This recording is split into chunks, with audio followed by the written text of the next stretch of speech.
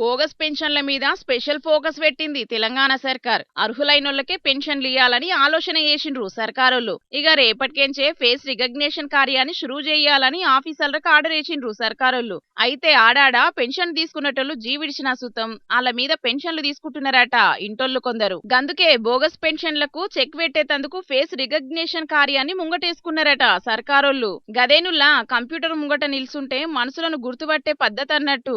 ఇక ఎవరైతే పెన్షన్ దారులుంటారో అలా పోటువలను తీసుకొని పెన్షన్లు ఇస్తారన్నట్టు. ఇక అట్లనే కొందరు ముసలోళ్లకు వేలి ముద్రలు చక్కగా వడకపోయే వరకు పెన్షన్లు తీసుకోనికే మస్తు తిప్పలైతున్నదట.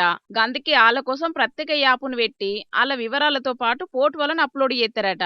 ఇక ప్రతి నెల పెన్షన్లు తీసుకునేటప్పుడు ఫేస్ రికగ్నిషన్ తోని వాళ్లకు పెన్షన్లు ఇస్తారన్నట్టు. ఇక గీ యాప్ జయంగా అటు బోగస్ పెన్షన్లకు అడ్డుకట్ట వడుడే కాదు, ఇటు ముసలోళ్లకు వేలి ముద్రల తిప్పలు తప్పినట్టయితదని గీ ఆలోచన చేసిండ్రన్నట్టు సర్కారోళ్ళు. చూడాలే మరి గీ యాప్ తోనేమన్నా ఫాయిదా అవుతుందో లేకపోతే లేని తిప్పలు షురువైతాయో.